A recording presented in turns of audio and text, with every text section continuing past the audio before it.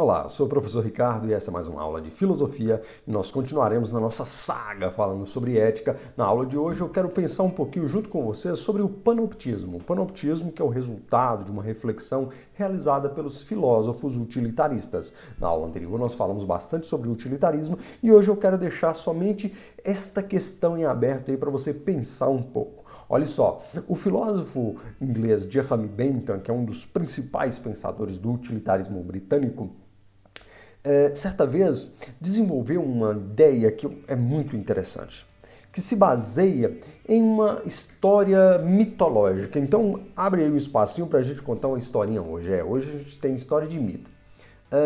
Na antiguidade grega, né, eles acreditavam lá em um mito muito interessante, que é o mito de Argos Panoptes. Argos Panoptes era um monstro gigante, que possuía 100 olhos, né?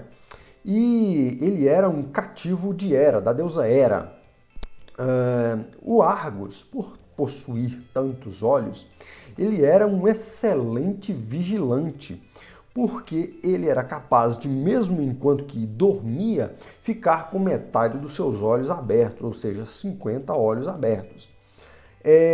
O Zeus, se você sabe, era o esposo da Hera, né? É o principal dos deuses do panteão grego. Ele era meio malandrão, né? Ele era um piriguetão, vamos dizer assim. E ele tinha suas concubinas, né? Seus amores proibidos. E a deusa Hera, na tentativa de, né, fazer com que o Zeus não atraísse, sempre encontrava meios de impedi-lo. E aí, então, o que a deusa Hera fez? A deusa fez com que o Argos Panoptes se tornasse o vigia de Ió. Ió era uma musa, né? Uma das paixões de Zeus, que fora transformada em uma novilha. E quando Zeus se aproximava dela, Zeus então fazia com que ela voltasse a ter as características humanas para que eles se amassem, né? Na proibição que Hera havia posto a Zeus de que ele não se aproximasse de Ió, Hera colocou então o Argos para vigiá-la, para vigiar a novilha Ió. Só que Zeus pediu que Hermes, né, o deus mensageiro, fosse lá e eliminasse o Argos Panoptes, que era alguém que o colocava como um empecilho para que ele encontrasse com Ió. Então o Hermes foi até o Argos e com a sua flauta toca uma música muito serena que faz com que o Argos durma. E quando o Argos dorme, o Hermes, então, desfere um golpe mortal que decepa a cabeça de Argos. Isso é muito trágico, né? Então, o Argos, o monstro de 100 olhos, que tudo vê no dia e na noite, agora estava morto, né? As representações artísticas da mitologia grega são sempre belíssimas, é por isso que eu coloco aqui. A Hera, com pena daquele que ela gostava tanto, que era o Argos, fez então com que os olhos de Argos fossem retirados e colocados no pássaro que ela tanto amava, que era o pavão. Então o pavão desde então carregaria os olhos de Argos Panoptes. Olha que coisa interessante, né? Então você vê o pavão, a origem das penas da cauda do pavão estaria, de acordo com a mitologia grega, nos olhos do monstro, do gigante Argos Panoptes.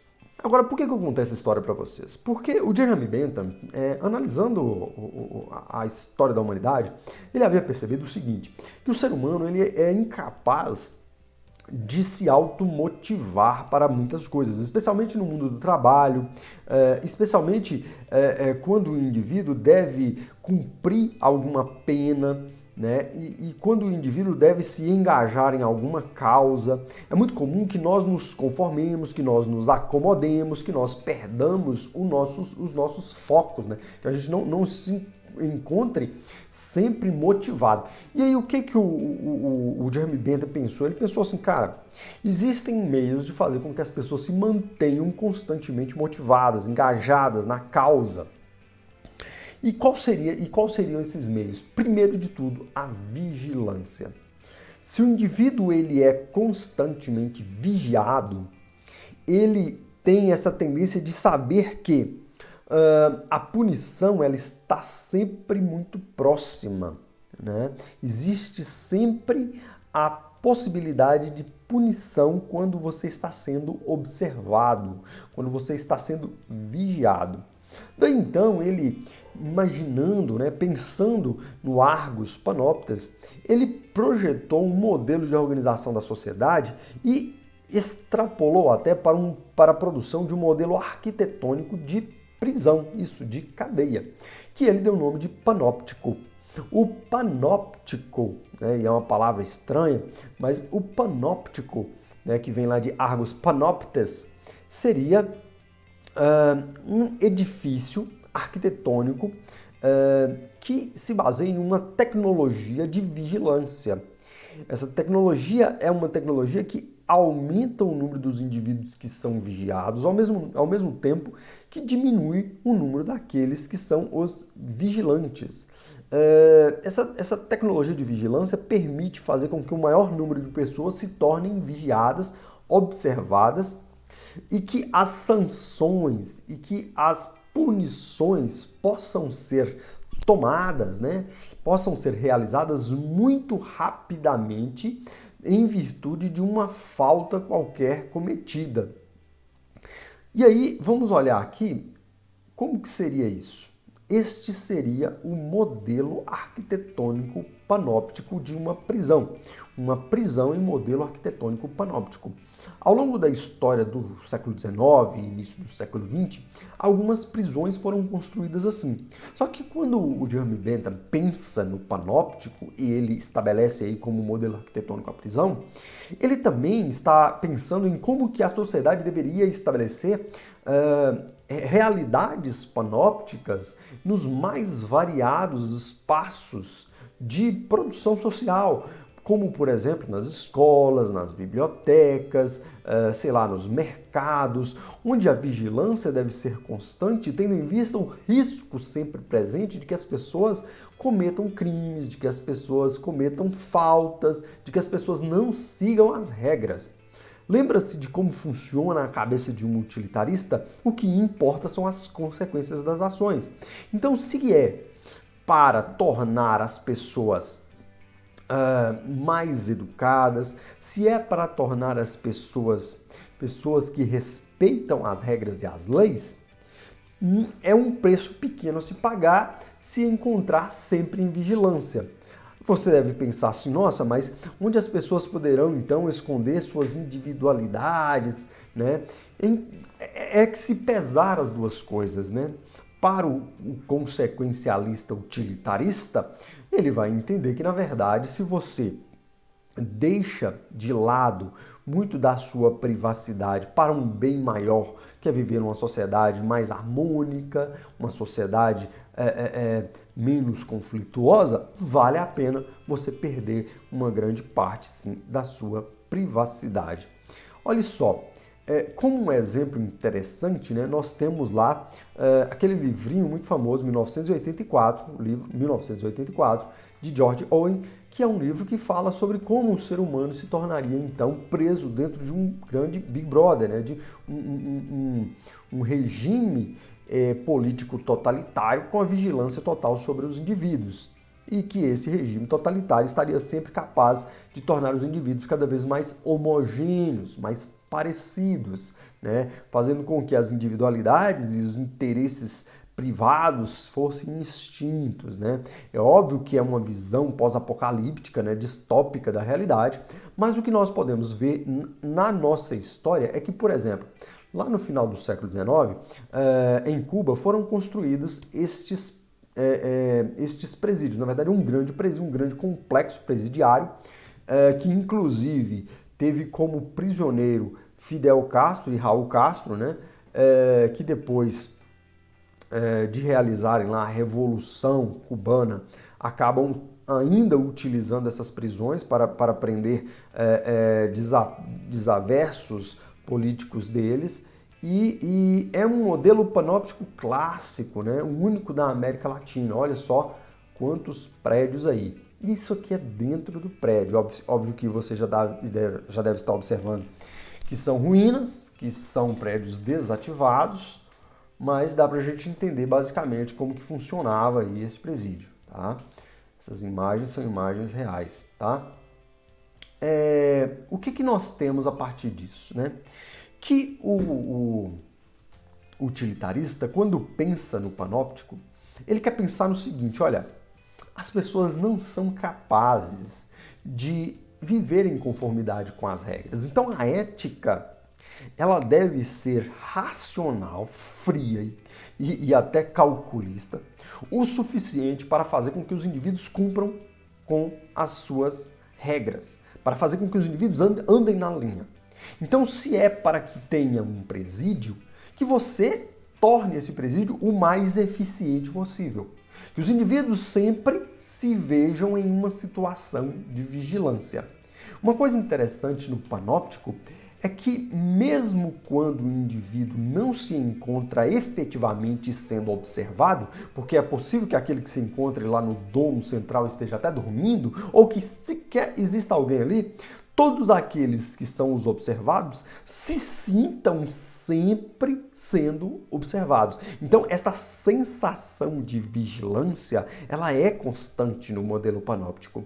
E quando o utilitarista vai pensar que é necessário transportar o panóptico para outros espaços da vida social, não somente ali dentro da prisão, a gente vai perceber que ao longo do século XX, agora no início do século XXI, muitas tecnologias vão surgindo que exacerbam os modelos de vigilância da nossa sociedade. Muitos vão dizer que, por exemplo, a megadata, né, no caso da sociedade chinesa, faz muito isso, com a capacidade de saber onde cada indivíduo se encontra, o que cada indivíduo está fazendo, né? Câmeras que identificam facialmente todos os indivíduos dentro da sociedade, sabendo para onde você foi, para onde você está indo, o que você está fazendo. Isso corromperia com os desejos que nós possuímos de manter privados muitas das nossas atividades, mas, por outro lado, consegue um controle da sociedade muito mais efetivo, com base, por exemplo, no comportamento dos indivíduos. Uma coisa que você deve perceber é que acontece, por exemplo, dentro dos seus sistemas aí de internet, você, com o seu celular, você entra em um site de compras e você ali olha um produto, uma bolsa ou, sei lá, um chaveiro. E depois, utilizando outros aparelhos, mesmo lá o seu computador, você começa a perceber que aqueles produtos que você tinha visto no seu celular começam a aparecer em promoções, em ofertas, como um modo de te forçar ou de te engajar na compra daquele produto. Esses que são chamados spywares, né, que estão presentes dentro da internet já faz bastante tempo, eles nos controlam como ativos que são produtos. Somos tanto produtores quanto consumidores, mas enquanto consumidores é muito interessante abraçar, abarcar, tomar a nossa atenção, né? E aí, cara, eu gosto muito de pensar nisso. Nós vivemos numa sociedade em que a vigilância, o modelo panóptico já extrapolou há muito tempo aquele modelo arquitetônico da prisão panóptica. Nós vivemos em uma sociedade em que o panoptismo se encontra presente na câmera que está presente na esquina da rua, na câmera que está dentro da sua sala de aula, nos seus sistemas de celular. Olha, eu quero contar uma história, rapidinho. Quando eu era jovem, isso é ridículo, né? Eu ainda sou jovem, mas quando eu era adolescente, eu me deparei com um dilema que muito provavelmente você que está assistindo esse vídeo nunca tenha se deparado. O dilema que eu me deparei na minha adolescência era: eu vou querer mesmo ter um celular? Porque a partir do momento em que eu tiver um celular, eu o carregarei comigo e não terei desculpas para não atender uma ligação. Então, portanto, a todo momento, a todo instante, eu estarei disponível para que alguém me encontre, para que alguém saiba onde eu estarei. Esse foi um questionamento que eu acredito que as pessoas da minha geração se fizeram quando foram adquirir um primeiro celular e que provavelmente tenha sido o primeiro celular na família. Por quê? Porque antes só existia o telefone fixo. E se você não tivesse dentro da sua casa e o telefone tocasse, você não está. A pessoa poderia deixar um recado, mas você só poderia retornar a ligação, responder aquele recado, quando você retornasse à sua casa. Era assim que funcionava o telefone fixo. Com o celular, não. A sua disponibilidade se estende a todo instante, a todo momento da sua vida. Este foi um dilema que eu me coloquei na minha adolescência, que eu acredito que talvez vocês não se colocam. Porque o panoptismo tomou um poder tão exacerbado que nós nem sequer nos questionamos mais sobre o poder da vigilância sobre nós. Porque é natural, acabou se naturalizando, e isso é até ideológico, a vigilância que nós próprios acrescentamos, alimentamos sobre nós mesmos. Como, por exemplo, quando você faz uma viagem, você posta um tanto de fotografias da sua viagem para que todo mundo saiba onde você está e o que você está fazendo naquele dia. E às vezes a gente se preocupa tanto em nos tornarmos vigiados que a nossa preocupação talvez seja em alguns momentos, e obviamente em algumas pessoas, maior a preocupação em demonstrar onde você se encontra, como você se encontra, do que exatamente viver aqueles momentos, né? Provavelmente você já deparou com alguém, ou até mesmo você já tenha feito. Você vai para uma praia, ou você vai para um sítio, ou você vai para um lugar que você gosta, mas você deixa de viver aquele momento, de experienciar aquele momento, simplesmente para tirar fotografias e postar nas redes sociais para que as pessoas saibam o que você está fazendo. Com um desejo até mórbido de fazer com que as pessoas se sintam um pouco mais satisfeitas em saber que você está ali e que você está bem, né? O panoptismo, ele gera uma série de reflexões éticas sobre o fato de que nós nos encontramos em cenários cada vez de maior vigilância e que nós vamos permitindo isso, sem atentarmos para os efeitos disso, se são bons ou se são ruins, sem realizar a reflexão sobre isso. Então, dentro da filosofia, é muito comum que se analise essas coisas. E aí, é sermos mais vigiados que nos tornam mais livres?